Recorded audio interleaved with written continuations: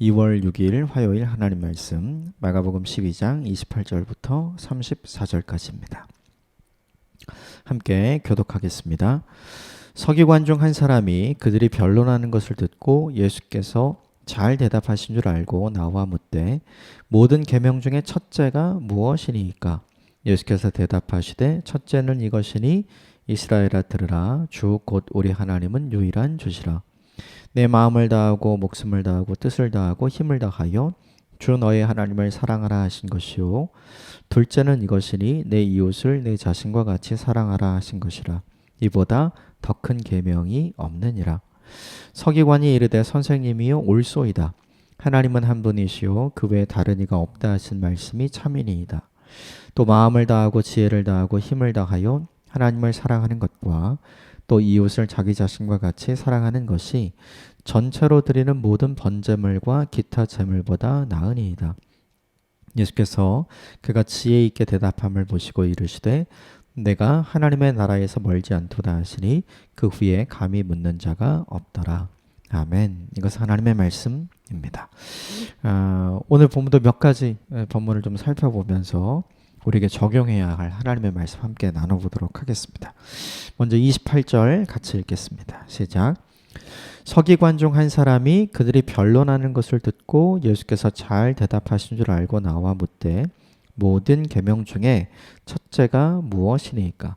어제 본문에 등장했던 바리새인들, 그렇죠? 그리고 헤롯 당들, 그리고 사두개인들 모두 다 예수님을 함정 속에 몰아넣고 궁지 속으로 몰고 곤란하게 만들어서 사람들에게 웃음거리가 되게 하고 예수님이 이야기하신 것이 틀렸다 라는 책을 잡기 위해서 계속해서 했던 시도들이었는데 예수님은 굉장히 지혜롭게 이야기를 하셨죠. 가이사의 것 돈만 보고 세금만 생각하지 말고 그것을 허락하신 하나님을 생각해야 한다. 그래서 하나님께 드려야 할 온전한 헌신을 하나님께 드리는 것이 옳다. 이렇게 이야기를 해서 사람들이 다 놀라게 되었고요. 너희가 말하고 너희가 질문하는 것은 말이 안 되는 것이 너희는 사실 성경을 잘 모르는구나. 하나님을 잘 모르는구나. 부활이 뭔지 잘 모르는구나. 형사취수죄 관련해서 이제 칠형제와 한 명의 아내에 대한 이야기에 대한 질문을 했던 그래서 예수님을 곤란하게 만들려고 했던 사두개인들의 질문들에 대해서 너희는 오해했다. 하나님 나라는 그런 것이 아니다. 이렇게 가르쳐 주시는 본문이 있었죠. 그 장면을 오늘 본문에 등장하는 서기관이 옆에서 다 지켜본 것 같아요. 그리고 나서 이 서기관도 예수께서 정말로 저분은 특별하구나. 정말은 지혜가 탁월하구나. 그래서 이 사람이 묻게 되죠. 모든 계명 중에 첫째가 무엇인가? 근데 사실 이 질문은 맞지 않아요. 이 당시의 서기관, 즉 율법학자들을 이야기하는 거죠. 서기관들이 율법학자들이 이야기를 성경을 이렇게 쭉 살피면서 이들이 십계명 이외에 성경 전체에서 하나님께서 이것 하라, 이것 하지 말라 이런 계명들을 다 분류해 놓거든요. 그래서 적극적으로 뭐뭐를 해라라고 하는 게 248가지. 그리고 또 적극적으로 뭔 말 하지 마라 이렇게 얘기한 게 365가지. 이 두 개를 합쳐서 613가지의 계명과 율법을 사람들이 만들어 놓고 이것에 대해서 연구하고 이걸 가르치고 이걸 지키게 했거든요. 사람들은 어떻게 생각을 했냐면 이 모든 계명이 다 중요하다 생각했어요. 그런데 그 모든 계명 중에 질문을 던지는 거죠. 무엇이 가장 중요한 질문인가? 이 질문들에 대해서 613가지 중에 어느 한 가지를 딱 꼬집어서 이것이 가장 중요합니다 라고 얘기하면 뭐라고 답을 하면 돼요? 그럼 이것은 안 중요하냐? 이렇게 반문할 수 있거든요. 그러니까 오늘 본문에 이 서기관의 질문도 어제 본문에 등장했었던 바리새인이나 헤롯 당이나 사두개인들처럼 예수님을 곤란스럽게 하려고 한 의도를 가지고 한 질문처럼 보이는 거죠. 그런데 이 질문에 대해서 예수님이 오늘도 지혜롭게 답을 하시는 거예요. 29절 30절 31절 같이 읽겠습니다. 시작. 예수께서 대답하시되 첫째는 이것이니 이스라엘아 들으라. 주 곧 우리 하나님은 유일한 주시라. 내 마음을 다하고 목숨을 다하고 뜻을 다하고 힘을 다하여 주 너의 하나님을 사랑하라 하신 것이요. 둘째는 이것이니 내 이웃을 내 자신과 같이 사랑하라 하신 이것이라. 이보다 더 큰 계명이 없느니라. 613가지 율법의 근간이 되는 게 있어요. 그것이 무엇이냐면 출애굽한 이스라엘 백성들이 시내산에 있을 때 하나님께서 직접 모세를 통해서 이스라엘 백성들에게 허락하신 10가지의 계명, 10계명이라고 보통 이야기하는 그것이 모든 율법 중에 가장 밑바닥에서 근간이 되는 거였어요. 그래서 모든 사람들이 이야기했던 613가지의 모든 율법은 어디 위에 기초로 세워지게 되냐면 이 10계명을 기초로 그 위에 세워지게 되는 거죠. 그런데 예수님이 지금 딱 그걸 이야기하고 있는 거예요. 10계명 중에 1계명부터 4계명까지는 사람이 하나님에 대해서 지켜야 할 계명에 대한 이야기고, 또 5계명부터 10계명까지는 사람이 사람에 대해서 어떻게 해야 되는지 구체적으로 하나님께서 말씀해 주신 내용이잖아요. 그 10계명의 10가지 내용을 오늘 본문에 예수님께서 두 가지로 딱 줄이신 거죠. 30절을 보면 이렇게 돼 있죠. 내 마음을 다하고 목숨을 다하고 뜻을 다하고 힘을 다하여 주 너의 하나님을 사랑하라. 이게 1계명부터 4계명까지. 그러니까 율법의 가장 근간이 되는 계명 중의 절반이라고 보면 되겠죠. 이것이 있다. 이게 제일 중요하다. 첫째는. 그렇죠? 10계명 중에 하나님에 대한 게 먼저 나오니까요. 그런데 10계명 후반부가 있죠. 그게 뭐냐면 사람이 사람에게 대해서 어떻게 해야 되는지 또 그걸 동일하게 이야기해요. 그것이 31절이죠. 둘째는 이렇게 나오는데 오늘 본문에 같은 내용을 싣고 있는 마태복음 본문을 보면 이 31절이 이렇게 되어 있어요. 둘째는 그와 같으니 이렇게 되어 있습니다. 그러니까 첫 번째는 하나님을 사랑하는 것이고 두 번째가 있는데 둘째는 첫 번째와 같으니 이게 더 열등한 율법이 아니라 첫 번째와 똑같은 형태로 똑같은 무게로 똑같은 권위로 우리가 지켜야 할 율법인데 그것이 뭐냐 하면 너의 이웃을 내 몸과 같이 사랑해라. 즉 10계명 5계명부터 10계명까지 나오는 사람이 사람을 어떻게 대해야 하는지에 대한 내용이죠. 거기까지 이야기를 해요. 그러면서 이렇게 얘기합니다. 이보다 더 큰 계명이 없느니라. 질문은 분명히 이것이었어요. 율법 중에 첫째가 무엇입니까? 그러면 예수님 뭐만 대답하면 돼요? 첫 번째만 대답하면 되죠. 하나님을 사랑하라. 그러면 율법학자는 이렇게 얘기할 수 있는 거죠. 10계명에 보면 하나님을 사랑하라는 것도 있는데 동일하게 사람을 사랑하라는 것도 있지 않습니까? 내용상 보면 1계명부터 4계명까지 4개이고 5계명부터 10계명까지 6개인데 사람을 사랑하라는 내용이 훨씬 더 많습니다. 그러면 사람을 사랑하라는 내용이 훨씬 더 많기 때문에 이것이 더 우선되는 거 아닙니까? 이것이 더 큰 계명 아닙니까? 이렇게 이야기할 수 있는 거죠. 그런데 예수님은 어제 본문에 그렇죠? 바리새인들과 헤롯 당이 외식함을 알고 시험하려는 건 줄 다 아셨잖아요. 오늘 본문의 서기관도 똑같은 거죠.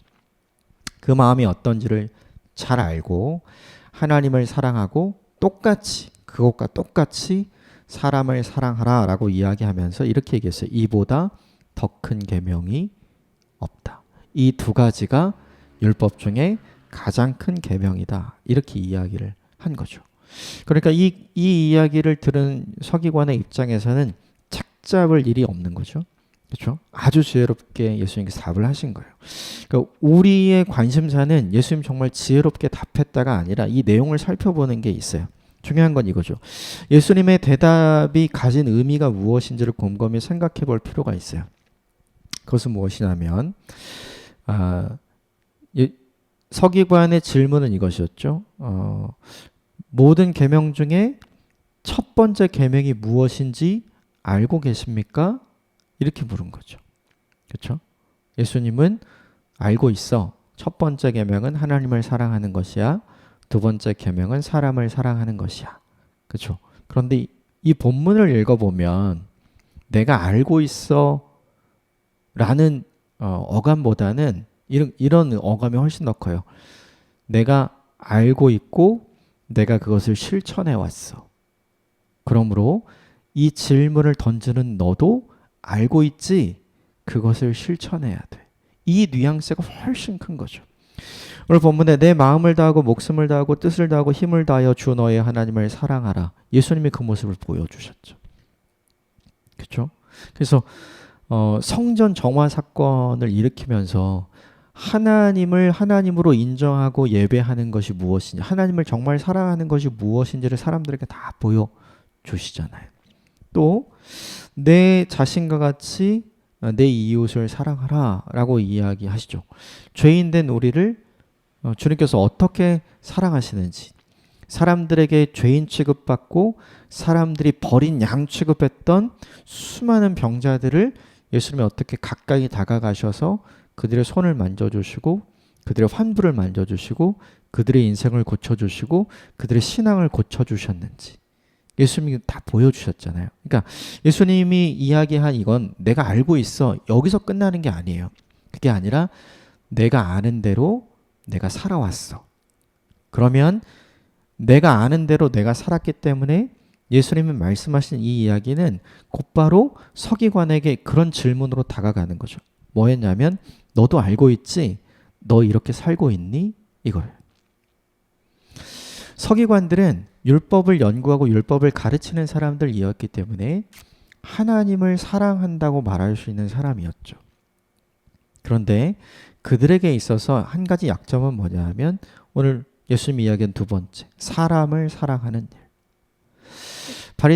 바리새파 사람으로서 서기관이 되어서 인생을 살아가면서 서기관들은 저 사람은 사람들이 돕지 않아도 돼. 하나님이 용서하지 않는 사람이야. 라고 하는 많은 사람들이 그렇게 판단하도록 하는 근거를 준 사람들이거든요. 사람이 고치지 못하는 질병을 가진 사람. 하나님이 그의 죄를 용서해 주시지 않기 때문에 우리도 그를 용서할 필요가 없는 거죠. 하나님이 그를 고쳐주지 않기 때문에 우리도 그를 고쳐줄 필요가 없는 거예요. 그래서 제자들이 예수님께 묻잖아요. 날 때부터 소경된 사람을 보고 저 사람이 소경이 된 것은 누구의 죄 때문입니까? 왜 그런 생각을 하게 되었냐면 율법을 가르치고 하나님의 말씀을 연구하는 이 사람들이 그 질병은 죄의 삭시다. 그 질병은 하나님이 용서해 주시지 않을 까닭이다. 그 질병은 그가 회개하지 않을 까닭이다. 이렇게 가르쳤기 때문에 그 결과가 생겨나게 된 것이거든요. 결국 이 본문 속에서 예수님이 이 이야기를 하면서 서기관에게 던지는 질문은 이것이에요. 나는 알고 있어. 나는 그대로 살고 있어. 너도 알고 있지? 너는 그대로 살고 있니? 이 질문을 던지는 거죠. 이 본문 속에서 우리도 동일한 질문을 받게 되는 것 같아요. 우리도 하나님을 사랑하기 때문에 좀 큐티하는 거잖아요. 그리고 하나님 사랑하기 때문에 날마다 예배하고 또 기도함으로 내 인생을 살아가는 거죠. 그런데 둘째, 이게 굉장히 어려워요. 내 이웃을 내 자신처럼 사랑하는 게 하나님을 사랑하는 거랑 똑같은데 사실 이 부분은 잘 보이지 않는 부분. 우리가 쉽게 드러내고자 하는 부분이 아니거든요. 왜냐하면 하나님을 사랑하는 건 보이지 않아요. 그런데 사람을 사랑하는 건 보이거든요. 그렇죠? 그러면 하나님이 무엇을 보고 평가를 하실까를 생각해 봐야 하는 거죠. 나를 사랑한다는 것을 하나님께서 어떻게 아실까? 두 번째를 해야 첫 번째를 아는 거예요. 그래서 우리가 너무나 잘 알고 있는 선한 사마리아인의 비유가 그것인 거죠. 내 이웃이 누구인가? 그렇죠? 제사장과 레위인들 예루살렘에서 봉사를 마치고 집으로 돌아가는 길이었죠. 누가 봐도 하나님과 가까운 사람, 누가 봐도 하나님을 사랑하는 사람. 그러나 강도 만난 자를 그냥 지나치잖아요. 하나님을 사랑하긴 하지만 사람을 사랑하진 않는 거죠. 그런데 사마리아 사람이 등장하죠. 사마리아 사람은 누가 봐도 하나님과 먼 사람이었어요. 저 사람은 하나님이 사랑하지 않는 사람, 또 그도 하나님을 사랑하지 않는 사람.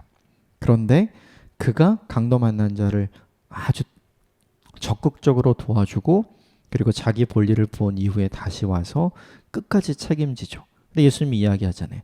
누가 그의 이웃인가? 누가 내 이웃을 내 몸처럼 사랑한 사람인가? 누가 진짜 하나님을 사랑하는 사람인가? 그 이야기를 들으면서 사람들이 다 깨닫게 되죠. 아, 제사장과 레위인이 아니라 사마리아 사람이구나. 그리고 이 본문이 우리에게 보여주는 메시지가 몇 가지 있는 것 같아요. 첫 번째는 무엇이냐면, 알고 있는 것으로 족하지 않고 그대로 하고 있는가? 이 질문을 던지시는 거죠. 서기관은 너무나 잘 알고 있지만 이것을 행하는 사람은 아니었거든요. 이게 우리한테 좀 적용해 봐야 하는 거죠. 두 번째는 뭐냐 하면, 이 본문이 우리가 존재하는 이유에 대해서 알려줘요. 하나님을 사랑하기 위해서 우리가 존재하는구나. 그리고 내게 허락하시고 내게 맡겨주신 내 주변의 이웃들을 사랑하고 섬기라고 우리가 존재하는 것이구나. 이게 이 본문이 우리에게 보여주는 두 번째 메시지죠. 하나의 메시지가 더 있어요. 우리 인생을 살아가면서 내 인생의 궁극적인 목표와 방향이 무엇인가? 하나님 나라에는 사랑이 충만하죠. 그러니까 적극적으로 내가 내 의지를 동원해서 뭔가 이렇게 사랑하고 품고 이러지 않아도 돼요. 다 그러니까요. 그런데 이 땅에서 좀 다르죠. 하나님을 사랑할 수 없을 때가 얼마나 많은지 몰라요. 마음을 다하고 목숨을 다하고 뜻을 다하고 힘을 다해서 하나님을 사랑하고 싶지 않을 때가 얼마나 많은지 몰라요.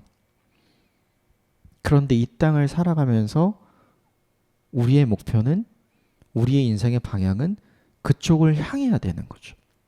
또 하나, 우리가 하나님 나라에서는 뭐 그를 사랑하고 그를 받아들이고 뭐 그를 용서할 수 있을지 모르지만 지금 여기서는 하기 싫은 사람들이 있거든요.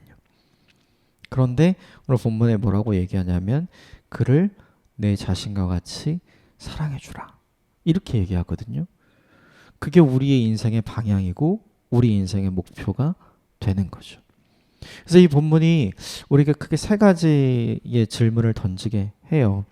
알고 있는가가 아니라 그렇게 살고 있는가? 이 질문을 던지게 하고요. 또 하나는 우리는 왜 존재하는가? 그렇죠? 하나님을 사랑하고 이웃을 사랑하기 위해서. 그리고 마지막 세 번째, 우리 인생의 방향이 어때야 되는가? 하나님 사랑하고 싶지 않을 때 많고 내 이웃을 품고 싶지 않을 때 많거든요. 그런데 내 인생의 방향이 하나님을 사랑하고 그들을 사랑하는 방향으로 가야 한다는 걸 이 본문이 알려주죠. 오늘 이 본문을 보면서 굉장히 단순하고 굉장히 명쾌하고 굉장히 선명한, 복잡하지 않은 예수님 말씀에 대해서 곰곰이 나 자신에 대해서 적용해보고 생각해볼 필요가 있는 본문이라고 생각이 듭니다. 그래서 많은 이야기를 하는 것보다 오히려 이 본문이 우리에게 던지는 세 가지의 질문, 그렇게 살고 있는가? 너는 왜 존재하니? 너희 인생의 방해 목적은 무엇이니? 라고 하는 이 질문에 대한 답을 우리가 스스로 할 때 오늘 본문을 굉장히 깊이 있게 묵상할 수 있는 시간이 될 것 같아요. 이 일을 잘하는 오늘 하루가 되시기를 주님의 이름으로 축복합니다. 이 이야기를 듣고 서기관이 감탄합니다. 그리고 이렇게 얘기했어요. 32절부터 33절 같이 읽겠습니다. 시작. 서기관이 이르되 선생님이여 옳소이다. 하나님은 한 분이시오 그 외에 다른 이가 없다 하신 말씀이 참이니이다. 또 마음을 다하고 지혜를 다하고 힘을 다하여 하나님을 사랑하는 것과 또 이웃을 자기 자신과 같이 사랑하는 것이 전체로 드리는 모든 번제물과 기타 제물보다 더 나으니라. 왜 처음에 질문을 던졌냐면, 첫 번째 계명이 무엇인지를 말하면 이런 계명도 있는데 이건 중요하지 않습니까? 이건 첫 번째가 아닙니까? 이렇게 할 의도였어요. 곤란하게 만들 의도. 그런데 예수님의 답을 듣고 보니까 그게 정말 맞거든요. 인정하지 않을 수가 없는 거죠. 그런데 오늘 이 서기관이 보여준 태도는 뭐냐 하면 32절에 선생님이요 옳소이다. 딴 얘기 안 해요. 다른 거 끄집어내서 그럼 이건 안 중요합니까? 이건 안 중요합니까? 이렇게 얘기하지 않고요. 예수님 당신의 말이 맞습니다. 인정하죠. 이 태도가 우리에게 필요한 것 같아요.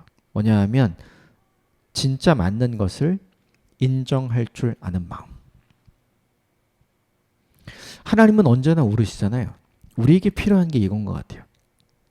하나님이 기록된 성경이나 선포된 말씀을 통해 우리에게 말씀하시는 것을 우리가 들었을 때 항상 옳다고 인정할 수 있는 믿음과 마음과 태도가 우리에게 필요한 것 같아요. 가끔 그런 태도, 그런 마음이 우리에게 있는 것 같아요. 하나님 그래도 이건 아니잖아요. 하나님 그래도 꼭 그런 건 아니잖아요. 우리 마음에 그런 생각이 들 때가 있거든요. 그런데 그런 생각과 그런 마음이 들 때를 보면 그 말씀이 틀려서가 아니라 내가 불만족스러울 때 그런 말을 하게 되는 것 같아요. 그런데 오늘 본문의 서기관은 분명하게 맞는 것을 맞다고, 옳은 것을 옳다고 인정하는 마음과 태도를 보여주죠. 이 마음과 태도가 저와 여러분에게 있게 되기를 주님의 이름으로 축복합니다. 이 서기관은 진짜 중요한 게 뭔지를 알고 있었어요. 예배 드리는 것보다 그 마음과 그 태도를 가지고 하나님을 사랑하고 사람을 사랑하는 인생을 사는 것이 율법이 우리에게 요구하는 가장 중요한 덕목이라는 걸 이 서기관이 인정을 하죠. 그러자 예수님이 그를 칭찬합니다. 34절 마지막 같이 보겠습니다. 시작. 예수께서 그가 지혜 있게 대답함을 보시고 이르시되 내가 하나님의 나라에서 멀지 않도다 하시니 그 후에 감히 묻는 자가 없도다. 오늘 본문에 지혜 있게 대답했다 이 이야기 지혜롭게 대답했다 이것도 맞는 표현인데 다른 의미도 있어요. 진실하게 대답했다.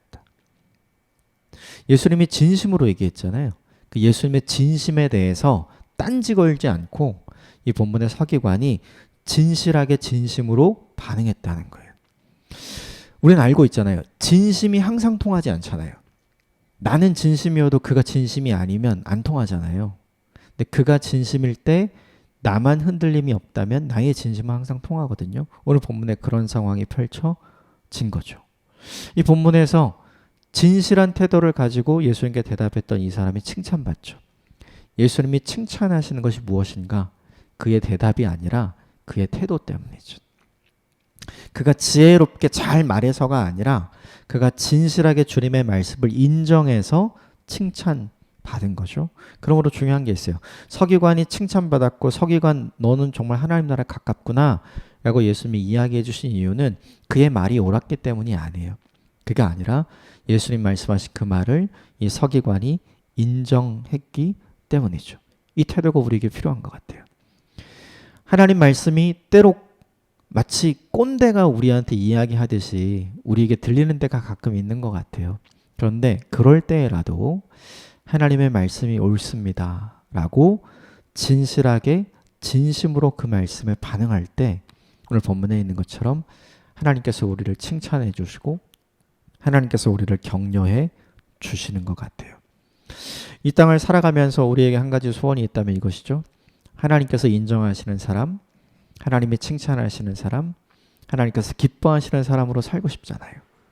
그렇게 살아갈 수 있는 좋은 방법이 있어요. 그게 오늘 본문에 등장하죠. 서기관이 가진 태도와 마음을 갖는 것.